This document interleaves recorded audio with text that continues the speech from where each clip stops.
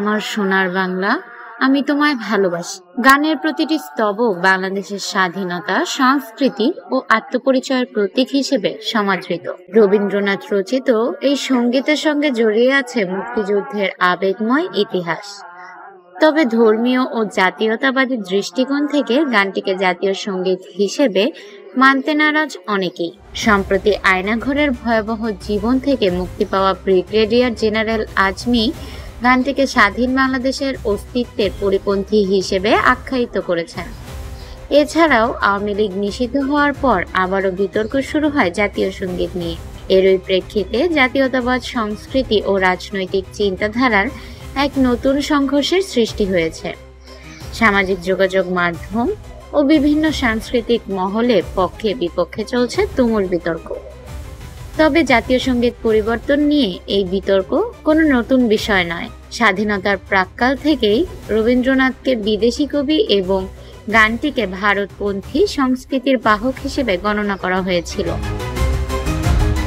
বঙ্গবন্ধুকে হত্যার পর ১৯৭৫ সালে খন্দকার মোশতাক জাতীয় সঙ্গীত পরিবর্তনের পরিকল্পনা করে। তবে একাধিক কূপ সামলাতে গিয়ে তা আর হয়ে ওঠেনি। মেজর জিয়া আমলে ১৯৭৯ সালে দ্বিতীয় দফায় জাতীয় সঙ্গীত পরিবর্তনের উদ্যোগ নেওয়া হয়। সে সময় এক গোপন চিঠির মাধ্যমে প্রথম বাংলাদেশ গানটিকে জাতীয় সঙ্গীত হিসেবে প্রস্তাব করেন শাহ আজিজুর রহমান। বাংলাদেশি জাতীয়তাবাদ প্রতিষ্ঠার লক্ষ্যে সব সরকারি অনুষ্ঠানে প্রথম বাংলাদেশ গানটি প্রচারের নির্দেশনাও জারি করা হয়েছিল।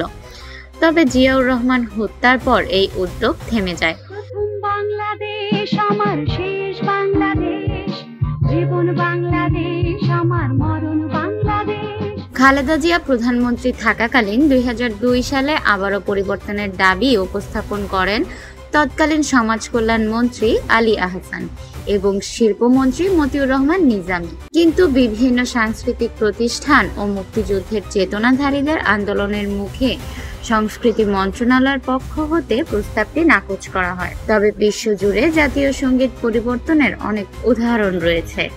ইসলামী বিপ্লবের পর ইরান, সোভিয়েত পতনের পর রাশিয়া, সাদ্দামের পতনের পর ইরাক সহ জার্মান, মিয়ানমার, নেপাল ও আফগানিস্তানেরও জাতীয় সঙ্গীত পরিবর্তন হয়েছে।